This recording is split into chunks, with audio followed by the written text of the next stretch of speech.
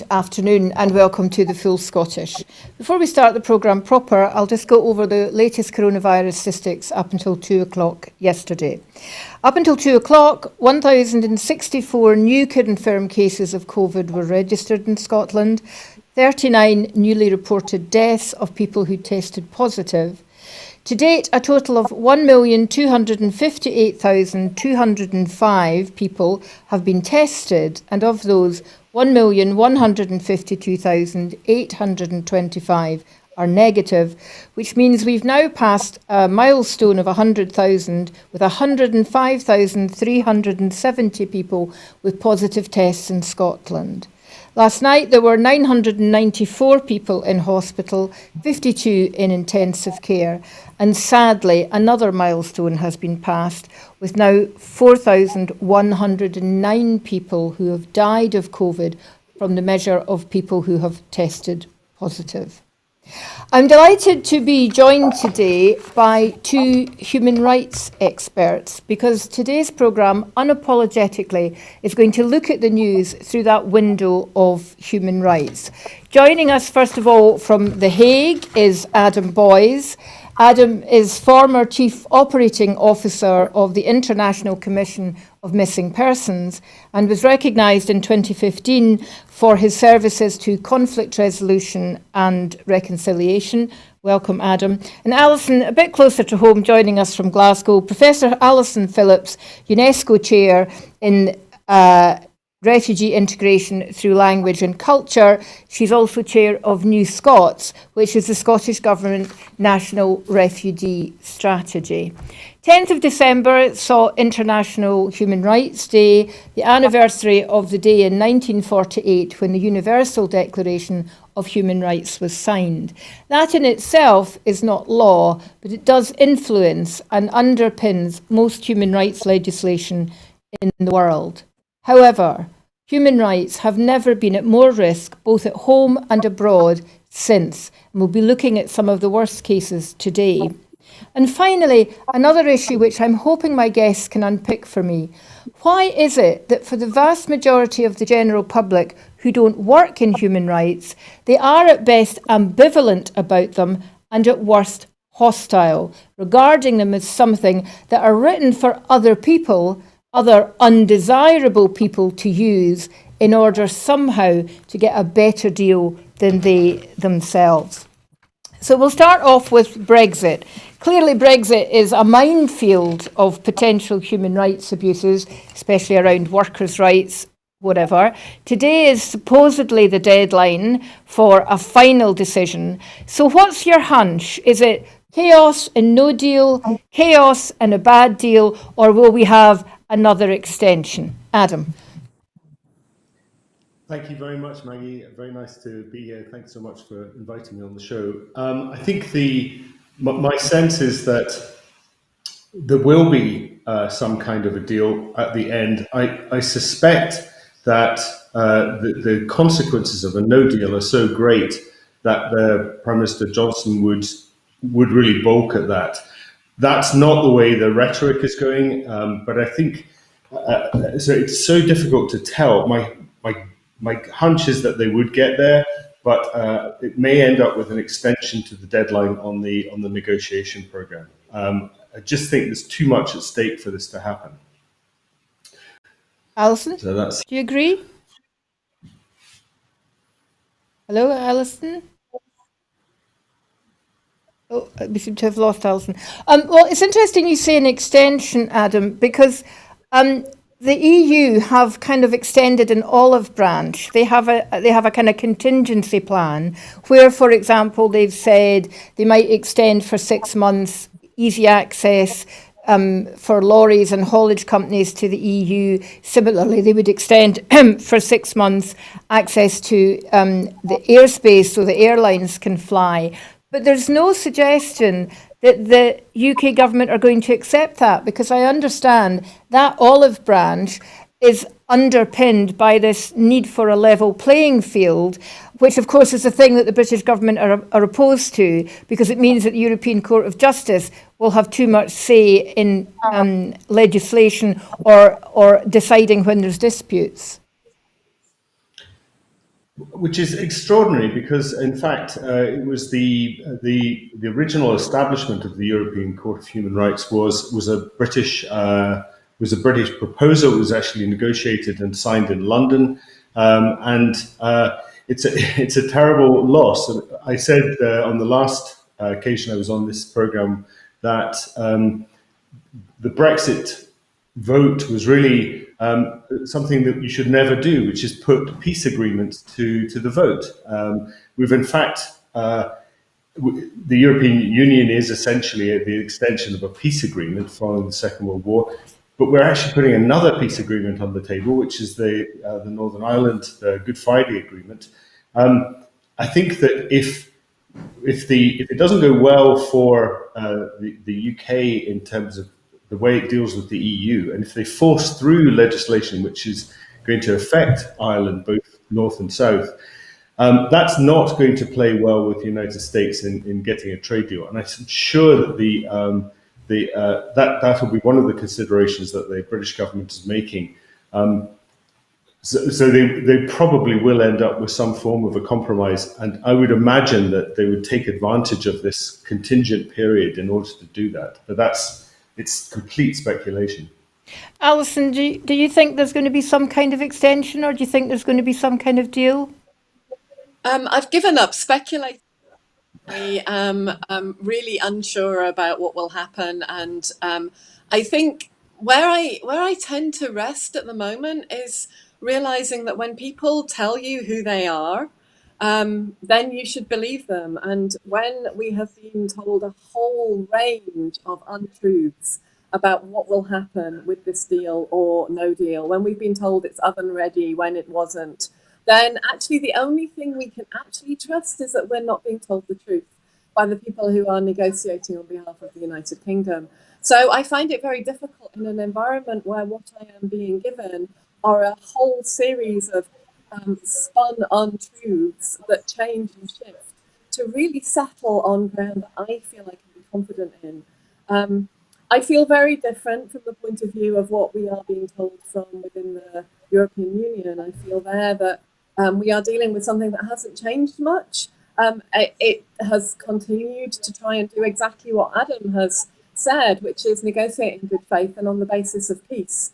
It was, albeit under what is becoming the curse of the Nobel Peace Prize, that Europe won the Nobel Prize for Peace for being able to navigate 60 years of turbulent and difficult contexts, but which have maintained a peace largely within the boundaries of Europe, at great cost at times. And there are, of course, some notable exceptions to that. But I do feel as though the European Union are continuing to try and maintain a line that is of the peace and well-being for the whole of Europe, and that is against an increasingly hostile, what I've seen described as a pseudo-populist narrative that is coming out of the UK government at the moment. Yeah, I think what you're saying about the fact is that we've been getting told the same thing over and over by the EU, and the fact that Britain hasn't chose to listen just speaks to Britain's sense of exceptionalism, doesn't it? I mean, the idea that Boris Johnson, and this has only been reported, it may not have happened, but the idea that British Johnson over his fish supper suggested that they sideline Barnier and go straight to speak to the French and the Germans because, these French are a bit tricky, was to completely understand the whole collective bargaining position of the EU. And one senior ex-cabinet minister in the Conservative government, a former Conservative government, has said he doesn't understand that they are serious about the single market. Now, I'm no expert, but I understand that Europe are serious about the single market. But of course, these discussions are only about trade talks. There's all the other stuff that is still uncertain. And Adam, you mentioned Northern Ireland. We'll come back to that in a second. But there's issue around security. There's issue around financial services. There's issue around food standards. There's a whole load of other things that are uncertain. And the latest news, which of course the populist mainstream media has picked up on, is that from the 1st of January, because of COVID restrictions, you won't be allowed to go to Europe at all. So anybody planning a late skiing holiday, forget it. Now, we've often said that for the majority of the British public, who either are tired of hearing about Brexit or don't really pay much attention, the reality will hit home, not when prices go up in shops, not when there are shortages, not when workers' rights are denuded, but when they have to queue to get on their holidays, or they can't get on their holidays at all. But let's go back to Northern Ireland for a second. So Michael Gove announced earlier in the week, or I think it was last week, that there had been some movement, that they had taken out of the single market bill the clauses which were going to be in breach of international law. So Adam, can you just explain what that means and what you think might happen now? Well, I think it was a very interesting negotiating point, which gives me some degree of optimism, because it was an incredibly unpopular moment, and it was almost unbelievable that the United Kingdom, which has been such a champion in the past of international law and treaty-based agreements, should break the law or suggest to break the law. And I think that by removing that option earlier this week, there was clearly an intention to come to some degree of negotiated settlement. That was just a bridge too far for the European Union. Again, I suspect this is also, there is the view from across the Atlantic must have been taken into account too. There is the changing government in the United States, if it happens, will be something that will strongly affect our outcomes under Brexit, and I don't see any kind of compromise from U.S. Congress on anything to do with breaking the law. So I suspect it was taking those two things into consideration, but I think it was a positive signal that they are intent on coming up with a deal. Otherwise, they would have kept it in place as a negotiating point. But either way, we are talking about a sea border in the Irish Sea now, definitely, which is the one thing that was to be a red line for Scottish Conservatives, whose Davidson said she would resign if that happened. So it's waiting on you sending in the letter, Ruth. Do you think, Alison, that has any implication for what might happen to a border with England, with an independent Scotland? Is that something that would be hopeful, that there would be a way to keep a border open? It's really interesting, isn't it? The way that this border has really become so symbolic of what peace means and of what freedom means, and also of what people, particularly within Northern Ireland and within the Republic of Ireland, have experienced. These are people who have absolutely known what it is like to live through war and civil war, to live through terrorism and to live through the dispute of that border. And so we need to listen to them very carefully and to learn from that. And I think the hubris that comes from pretending that we might know what it's like to experience life and to decide what a border is, that does not take stock of people who have lived through the bloody disputes over a border, is really dangerous. So I'm really hopeful that in listening and thinking carefully about what that border means for peace, and what it means for us to be able to not be separated from family who might live on the other side of that border, not to have to queue for hours on the other side of that border in order to be able to see people, that we will take seriously what freedom of movement has meant as a symbol of peace and as a symbol of movement. So I think when we look at this question of what might or might not happen with a border in an independent Scotland with England, or as we're seeing, the desire for independence in Wales begin to reach polling lines that are not dissimilar to those before Scotland went down the road of the first independence referendum, then perhaps between Wales and England, as we really genuinely see the beginning of a change of will towards whether or not we move into being independent nations within the United Kingdom and out with the United Kingdom, then I think we have some deep difficult and careful listening to do to people who have experienced the dangers of borders and what it means to not have open borders. And in a way, as we experience borders closing across Europe to us from the United Kingdom, and to those of us who do not or have not been able to trace, for example, a lineage to the Republic of Ireland that might allow us dual citizenship over the last 4 years, as we are not able to travel on passports from other countries, as we're only able to travel with the document that we have, we will have a renewed and different and very visceral experience of what borders mean in a way that we haven't previously experienced since we've been able to enjoy freedom. It certainly has many nuances in the north of Ireland. I mean, unionists don't want there to be a border again because they worry that it will be a target for violence. And of course, loyalists don't want there to be a border because they want the whole of Ireland to be recognised as the whole of Ireland, which is their right under the Good Friday Agreement. And it's certainly clear from statistics that Sinn Féin published recently that it looks like the move towards desire for united Ireland is growing. And it might be a race between us. Do we get an independent Scotland before we get a united Ireland? Or let's get Wales into the party and just do it all at the same time. Tom Nairn's vision of the breakup of Britain might not be far away. Throughout this discussion, Adam, you've been at pains to point out of the role that the UK used to have to be seen as an arbiter for human rights and international law. But so much has happened in the last 5-10 years in particular with regarding domestic policy. The question has to be now, can we trust the UK government with human rights?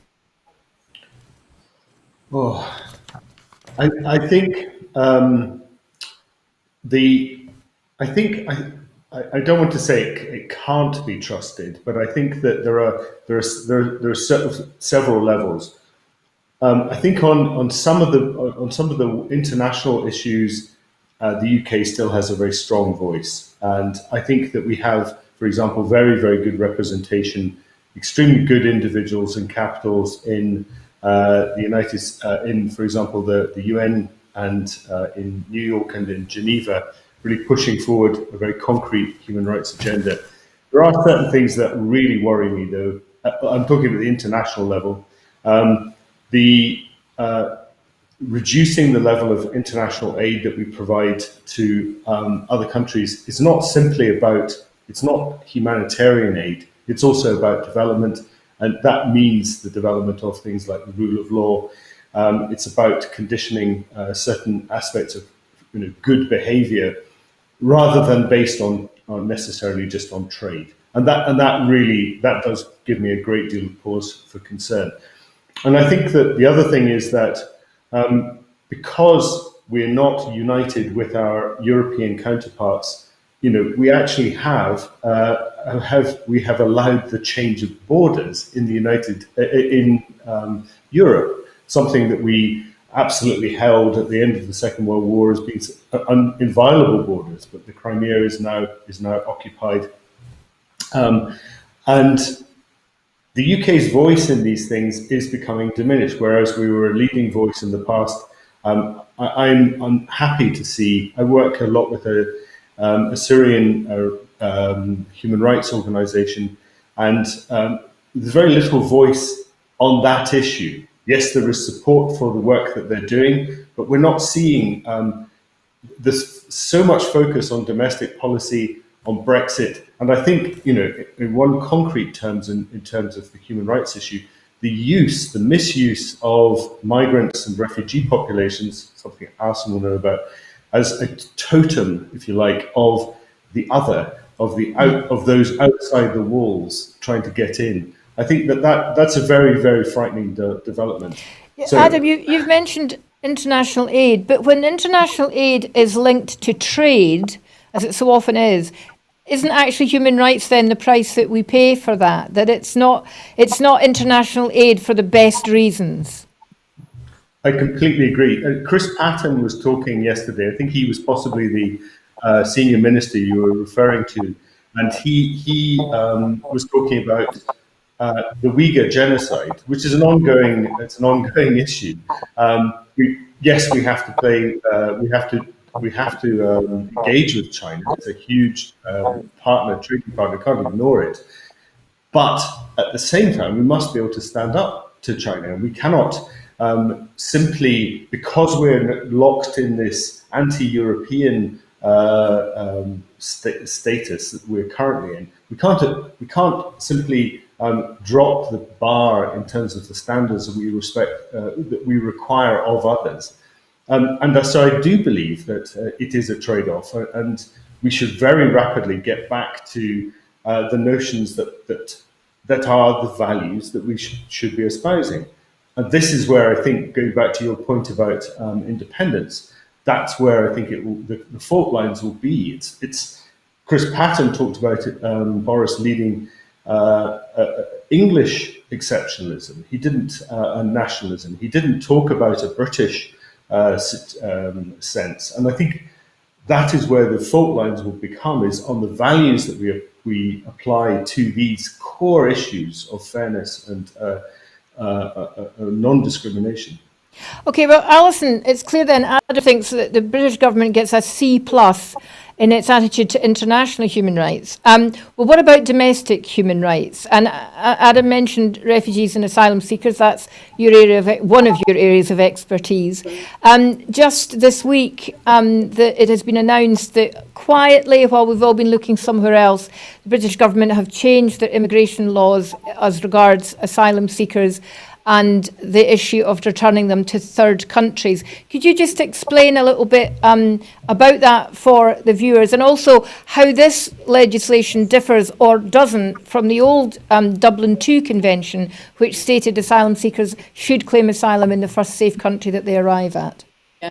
Thanks, Maggie. Thanks. And maybe just to pick up on what Adam was saying, and your first question to him around how well the UK government are upholding human rights, and I think in a way human rights at the moment are a presenting issue. They're bubbling to the surface, but actually the question is, how well are we respecting the rule of law? And there are many areas in domestic law where we are seeing the UK government being prepared to actively break the law, test it, and see what happens. And the main area where that has been going on for the last few years has been within the UK Home Office, again and again, testing its own limits of the law that it has made around particularly the deportation, yes, of people who have sought asylum in the UK, but also, as we've seen, under Windrush. So again and again, with a particular and excruciatingly vulnerable population who fall outside often of the human rights conventions themselves, and therefore show up the limits of the human rights conventions and how far they reach to protect human life and human dignity. A particular group of people who do not have documentation have been subject to regular and repeated deportation. And when lawyers have done their duty and have acted on behalf of people in that situation as clients, what we've seen recently is a targeting of those lawyers for doing what is their job, and for acting in defence of those people. And so we're seeing, I think, a very worrying turn at the moment by the Home Secretary and by the UK government into demonising lawyers for doing their job and upholding the rule of law. So for me, when I'm talking about human rights within the domestic context, I'm talking about them in a wider context of experiencing for the first time in my lifetime the UK government actively demonising people who will challenge its own upholding or breaking of the rule of law. And to me, this is a really troubling moment in UK history, where the rule of law itself is being challenged by a government that wishes to be able to act with impunity, or does not want its own laws to be held up against it. So that, I think, is what I would want to say to preface this, and then to say it's very easy for groups of people who have and do not enjoy full protection under law, even under international law, to be the ones who are then the first in line for the breaking of various laws within the domestic context.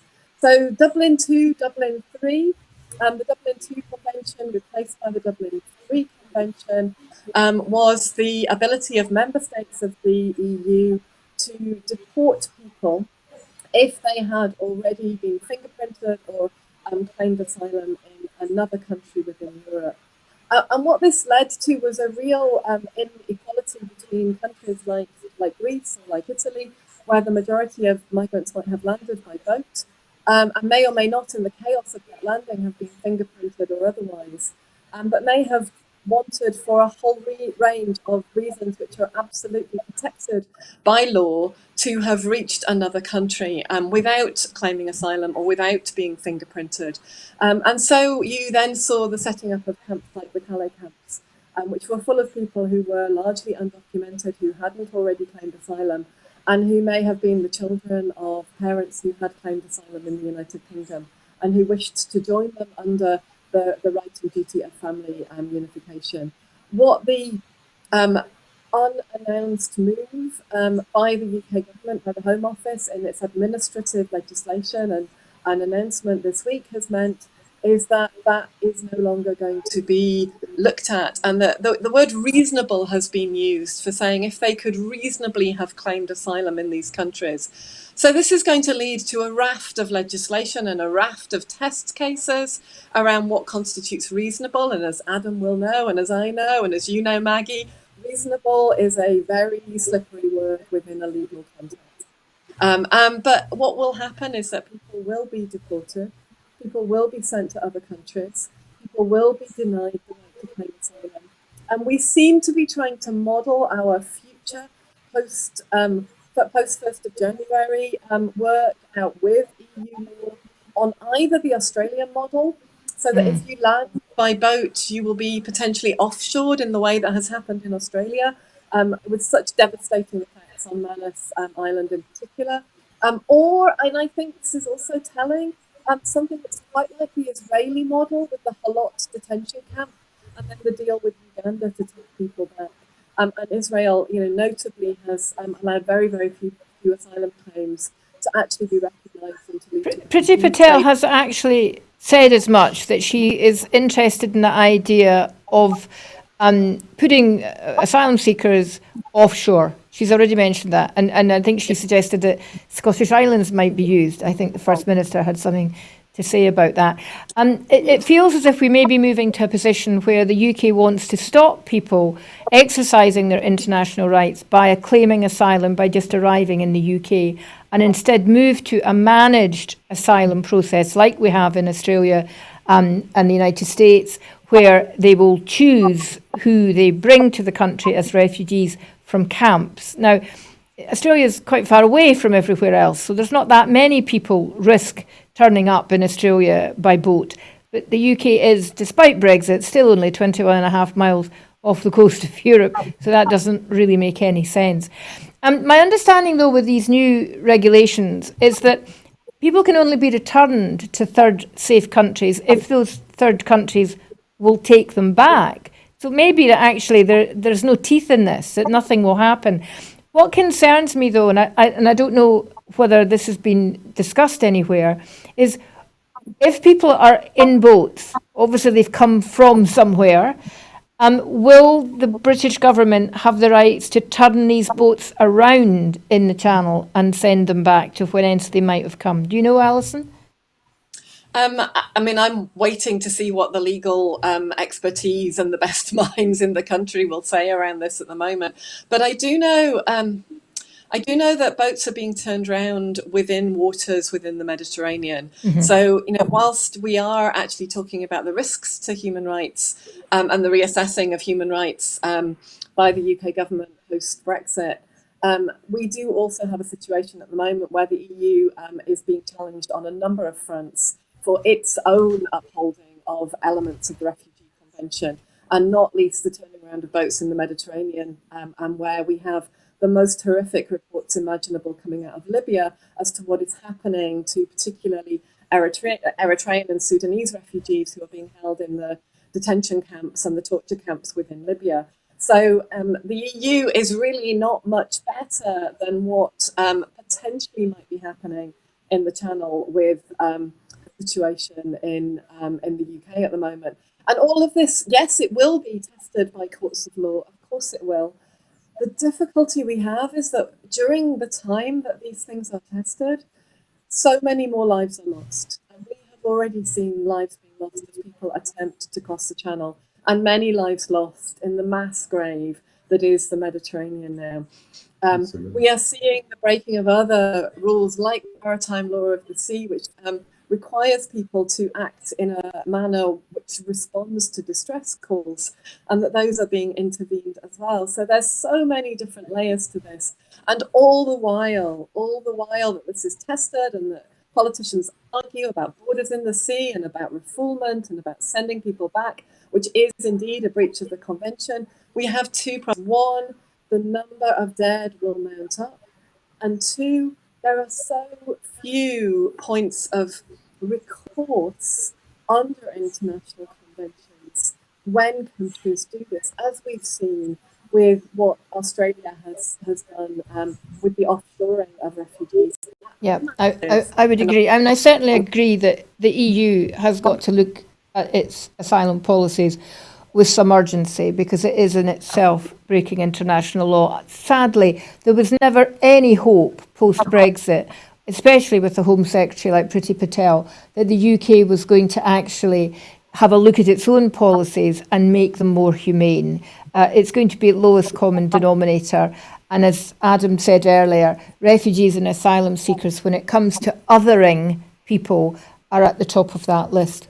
There's another area of Britain's behaviour that I now want to look at, which is clearly been a breach of people's human rights, and that is the ongoing inquiries into alleged war crimes committed by the British Army from 2003 to 2008 in Iraq. The International Criminal Court has been looking at this, and as recently as November of this year said that there was lots of evidence, clear evidence, that there had been breach of human rights, that there had been incidences of torture committed against Iraqi civilians by members of the armed forces.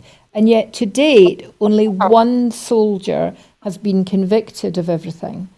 So rather surprisingly, as far as I can understand, this week the ICC have said they're not going to pursue these claims because they can find no evidence that the UK government has restricted or shielded any of the soldiers involved. In other words, the UK government hasn't stood in the way of international law, despite the fact that the MOD have not taken any of these claims forward to prosecution. So I know, Adam, that the ICC is one of your areas of expertise.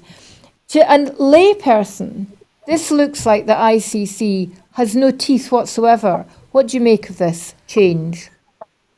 Well, Maggie, I don't know all the details about it, but the principle of the ICC really is that it's the mechanism of last resort. So it is when all other domestic routes to have been exhausted, and at that stage something can be referred to the ICC, or even within in Europe it would go first to European mechanisms. So I think that if they're, on the face of it, that would mean that they've got to a point where they can't, they're not going to pursue it because they feel that the domestic jurisdiction of the UK over these cases has proven itself to be sufficient. Now, I can't judge whether that is the case. I think one of the things that is clear is that the ICC so far has had to be very cautious about what it does prosecute, because, and that's why there is, it is, there's a sort of joke that it's called the International Criminal Court for Africa, because that's really the only area where you get sufficient consensus among the member states for action to be taken. The minute it touches places like Syria, Palestine, even Myanmar, that's where you start to see a breakdown in international will because of the effects of these very powerful governments that form the basis. I don't know in this case whether that has had a significant influence. It certainly had a significant influence in other areas, which is why we're not seeing prosecutions. Well, let me just read to you what the ICC have specifically said, because, again, to a layperson, this just beggars belief that this can't be pursued. They said that since 2014, my office has been rigorously examining allegations of crimes committed by UK nationals in Iraq. Prosecutors have previously found and today confirmed that there is a reasonable basis to believe that members of the British Armed Forces committed the war crimes of willful killing, torture, inhumane cruel treatment, outrages upon personal dignity, and rape and or other forms of sexual violence. And later they have said, but the MOD has repeatedly dismissed claims brought by lawyers over Iraq as invented.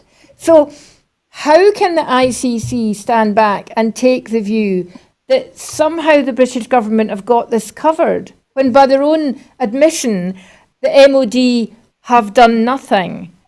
And it's what you were saying, Alison, about lawyers are now seen by the Home Office as part of the problem. In a recent statement by Priti Patel about 6 weeks ago, she actually said that. I can't remember exactly the word she used, but she was basically saying that lawyers defending people's human rights are part of the problem. So I need to understand why the ICC can't take this forward, because it makes you think, what's the point of it?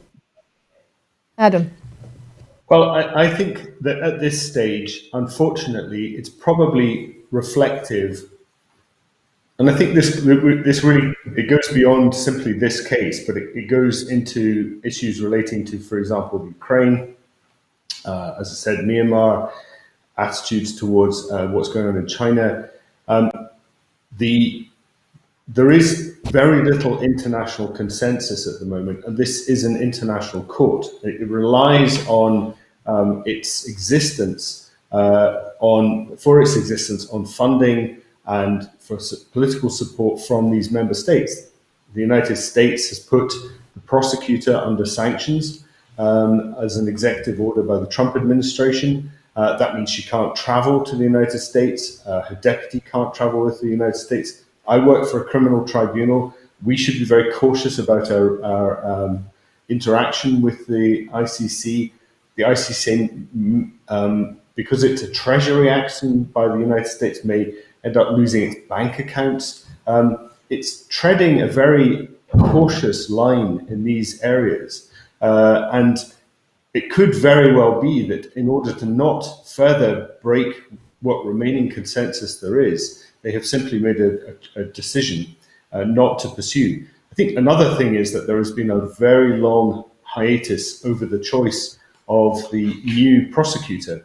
Fatou Bensouda is coming to the end of her term, and there's an election going forward for a new prosecutor. That's completely in the balance. It may be simply that she was unable to go further with prosecution, and it's now going into a new stage. Difficult to tell. But I think what we're seeing in the international arena when it comes to human rights and the rule of law is a matter of tremendous concern, which is that there being other considerations, whether it's trading relationships or simply much more protectionism at home, aggressive forms of jingoistic nationalism. All of these things are causing international initiatives to suffer. And so I think that even if there is a good case, and there certainly is in multiple other areas of the world, including this case in the UK, then they simply may be hamstrung in their ability to proceed. But when it comes to human rights, when it comes to basic human rights, and I mean the fundamental basic human right is a right to liberty and life and dignity, there is no room, I would argue, for caution. When Eleanor Roosevelt and her cohorts got together in 1948, caution could not have been further from her mind, and quite rightly so.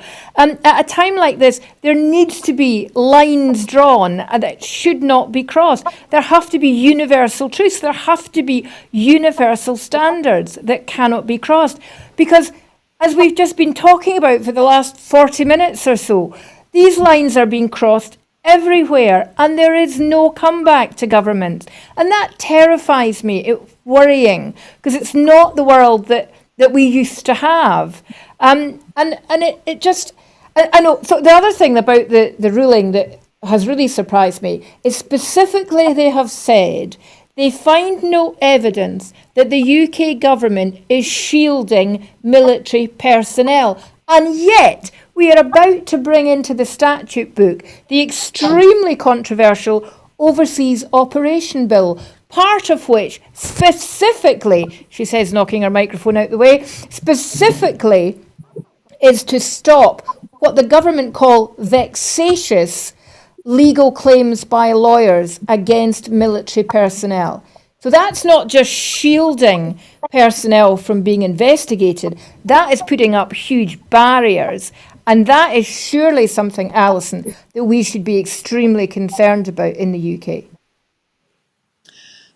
Thanks, Maggie. Yeah, I mean, I absolutely share your anger and your passion around what we're seeing happening with the erosion of what have been a normative set of problematic but vital lines in the sand with the UN conventions on human rights and all of the United Nations instruments that have grown out of that. I absolutely share what you're saying. At the same time, as an academic in the arts and humanities, I can be critical of much of what the human rights have represented. I can see where they have limits. I can see who they do not serve. I can see how they have been manipulated. And I can see areas where, in times other than these, I would be absolutely campaigning for their reform, not least around the Refugee Convention. But we live in these times, and sometimes the wheels of justice move very, very slowly. And sometimes justice is not served by being extremely loud and very angry and pushing people who we've already moved as far as they will go right now any further. And we can really easily risk letting the best be the enemy of the good. And I think there is, again, real cause for us to be a little cautious, to take a beat, to stop and think, where are we now? Because we are not living in the 1970s, 1980s, or 1990s right now. We are living in 2020. And where we are right now means we have a different set of limits on us to the ones we might have had in the past, and the ones we had when Eleanor Roosevelt drew together that group of people. It's really easy to think we have to do it now, we have to do it urgently. And I love that urgency, and I feel it in my bones all the time. But I also think at times we lose a lot if we rush and are hasty. It is right. Frustrating, infuriating as it is right that legal processes and the signing of conventions take time, that we have to build consensus carefully and slowly, and that we acknowledge that it is not a pure process, because it's not. There are deals being done, there are trade-offs being had left, right and centre through diplomatic protocols. And right now we're also living in a context, as we watched and as we discussed previously with the Brexit negotiations, where we have a Prime Minister who is stepping outside of the many protocols of diplomacy, and as he did as Foreign Secretary, the protocols of diplomacy that keep us safe. Yeah, and all of this is in the context of the recently announced plans by the UK government to have a review of the Human Rights Act. Now, we know that the British government want to get rid of the Human Rights Act. And that has huge implications for the devolved administrations, because human rights are not reserved. And every piece of legislation in Scotland and the other devolved administrations is tied into European law and human rights. So the Scottish Government have set up a sort of human rights advisory leadership board to look at how human rights can be embedded in Scottish society, in statute, within statutory bodies. So if the UK government do decide to come out of the Human Rights Act or review it or replace it with something else, what's the implication for Scotland of that, Adam? Oh, it's terrible. However, we do have a separate legal system, and I would imagine that would be a very strong reaction, because it is not. I mean, Scotland is a champion and always has been of these matters. I can't see the Scottish legal system reacting well. I think we will also see an increase in the level of, for example, within education. I think these are areas that we can have a positive influence over. I think initiatives such as the excellent Remembering Srebrenica Scotland, led by Lorna Hood.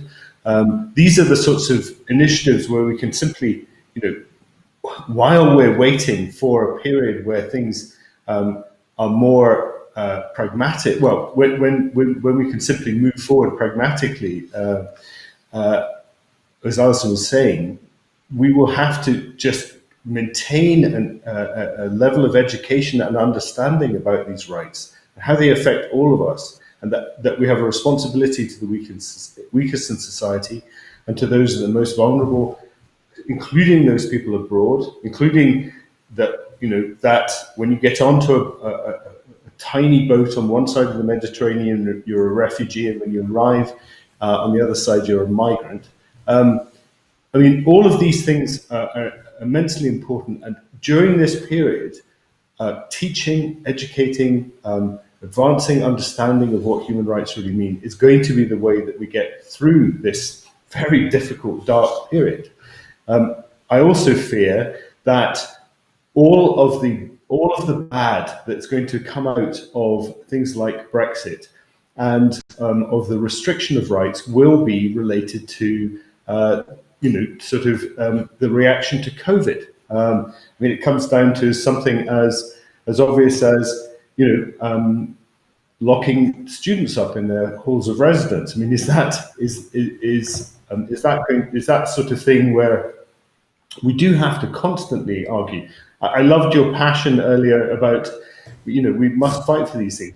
I absolutely agree. A concrete example is we've said on the issue of Srebrenica, ever since it happened, never again. Never again has been the mantra, and yet it is happening now. It's happening across the world, and we're not allowing it to focus on it. And this notion that we're going to become some sort of little island that's able to trade around the world on our own values, it's gone.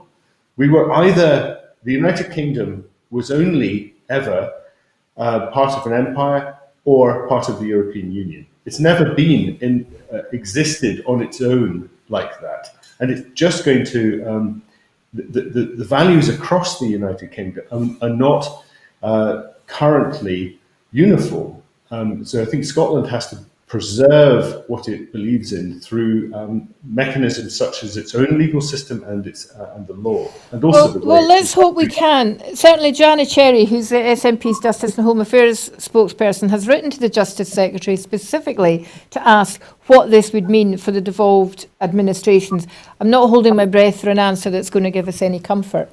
I said at the beginning of the show that often the public generally have a rather poor attitude to human rights, and you've touched on the need for education, and I think that's absolutely essential. It also helps if you have a government who doesn't come out with the kind of nonsense that we've had to put up with from the likes of Priti Patel. But often people think human rights are someone else's problem, or human rights abuses don't happen at home, they happen overseas. And there's so many places we could look for examples of bad things happening. But the one that has caught my eye, and I know that, Alison, you have some knowledge about, is the current situation in Ethiopia, and in particular with Eritrean refugees in Ethiopia who've been caught up in the conflict there. Do you want to give us just briefly a little bit of context about what's happening there? Because it might not be a story that viewers are very familiar with. Yeah, thanks, Maggie, and thanks for the chance to do a little bit around that ambivalence and even hostility that people might feel that you just mentioned around human rights, because I do believe fundamentally that education is one of the greatest reducers of fear that people might have, and that a quest for understanding is really significant for this kind of situation. So I think the Eritrea-Ethiopia war at the moment is taking place against the northern region of Ethiopia, which borders with Eritrea.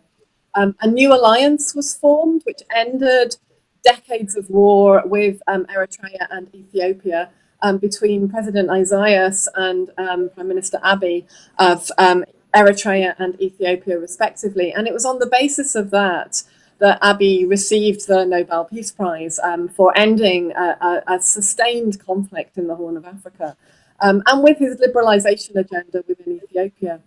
However, within the last 12 months, it's quickly become apparent that liberalization agenda was fake news, we might call it, and that actually he was beginning to be part of a range of renewed human rights abuses and violations of rights in a variety of regions, Oromia being one of them, which has long been struggling for a recognition of the rights of the Oromo peoples, and all of which hinges around what is a federal structure within Ethiopia, but where Abiy increasingly has been pushing a really imperial agenda around unity underneath one Ethiopian banner.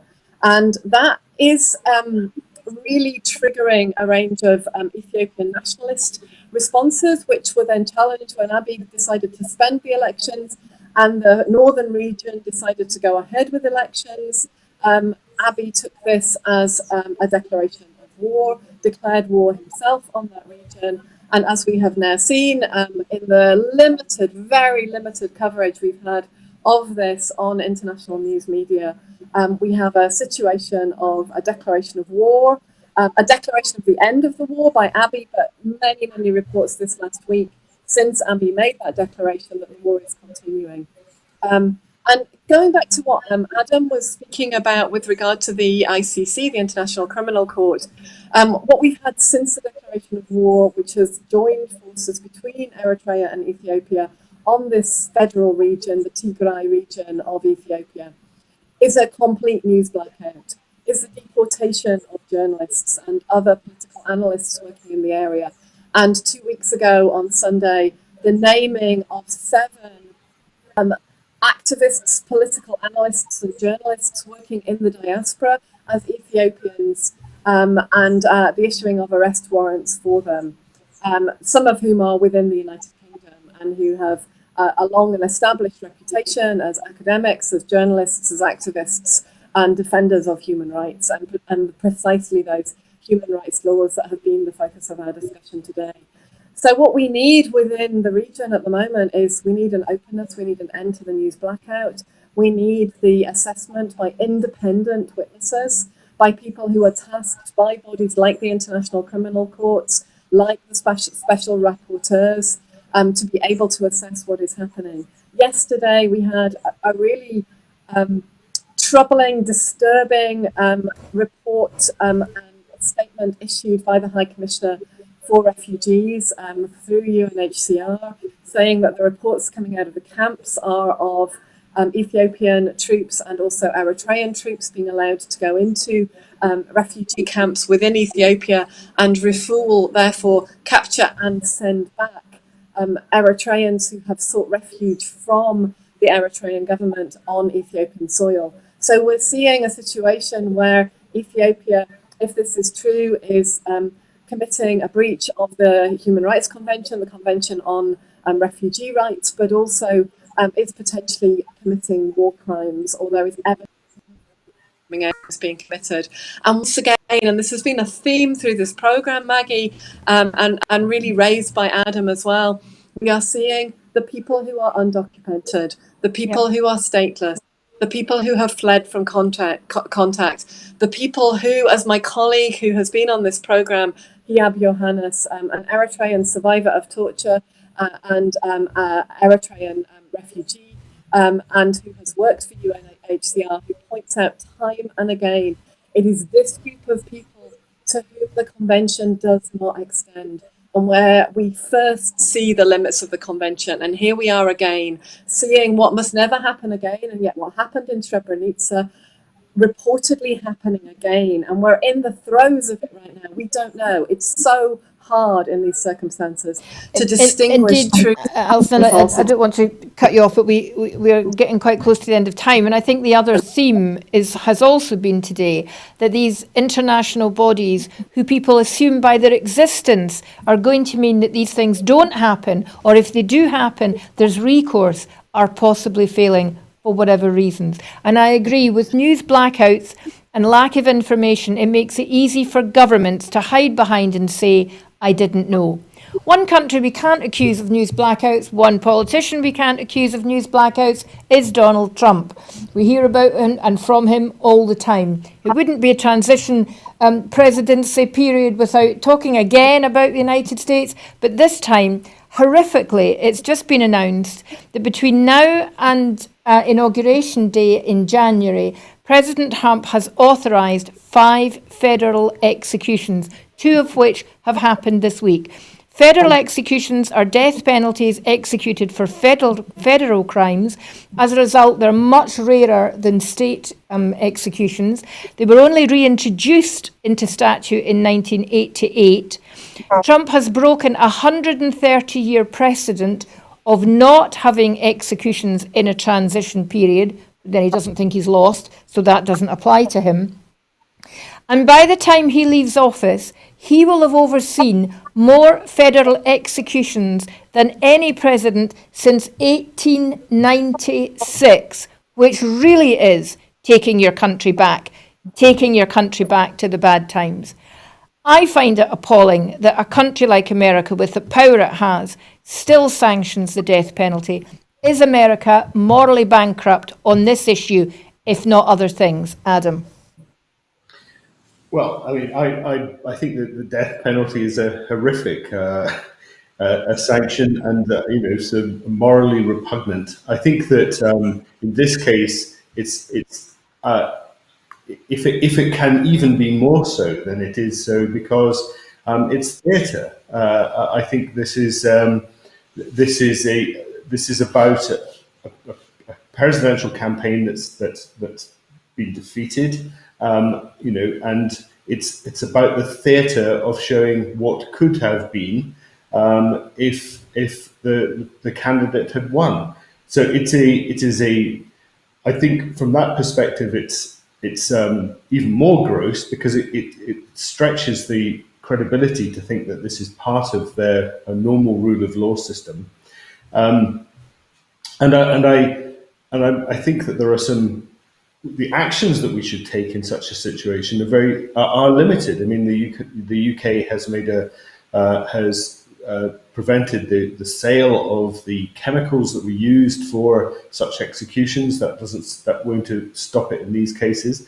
And I think that what's also clear is that because of the demographics of the prison population and the criminal population in the United States, or the criminalized population of the United States, it's overwhelmingly black African. It's African Americans who are the ones that are victims of these.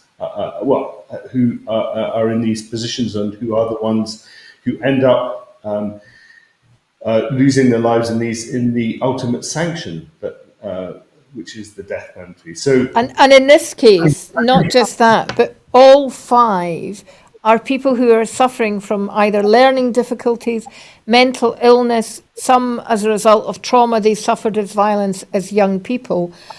yeah. Prosecutors who prosecuted them have asked for clemency. Jurors who convicted them have asked for clemency. families of the victims have asked for clemency, and it's been ignored.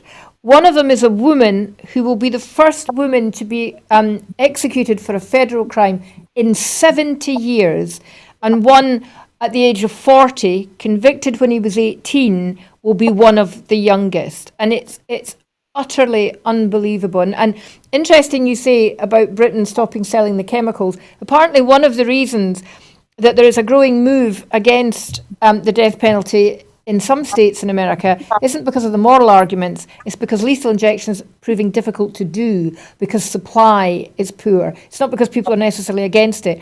Biden, of course, is against it. He's been a strong opponent of the death penalty, and he has said that when he is president, federal executions will stop once again. Obviously, he has no power over state executions. That's not a federal case. It's not been the cheeriest of programmes, it has to be said, but I do think it's important that these issues get airing as much as possible. There is no point in having International Human Rights Days if we're just going to pat ourselves on the back. It's clear the United Kingdom has nothing to pat itself on the back for about human rights. We think, we hope, we pray that in an independent Scotland things will be different, that human rights will underpin everything. There are salient lessons to be learned, that it's very easy to be dragged into behaviour and attitudes that are not appropriate for other reasons, be they trade or whatever. So I'm hoping that in the post-Brexit world, where we can't really know what's going to happen in Scotland, and sadly we haven't had time to discuss it at length today, that's for another programme, but at least we will maintain our commitment to human rights of our citizens and do more to educate them on what's needed. As ever, I end the programme with an appeal for money. It does take money to run Broadcasting Scotland. We have on the website www.broadcastingscotland.scot on the screen. You can sign up, subscribe, join the crowdfunder, and we'd encourage you to do so if you've enjoyed it. It only leaves me to thank both my guests today. We could have easily had a 2-hour programme, and I'm sure we'll go on to discussing these issues once we've come off air. I won't be back now to the new year. The show will be back next week. So can I wish you all a Merry Christmas and a peaceful and, let's hope, prosperous New Year. Thank you very much.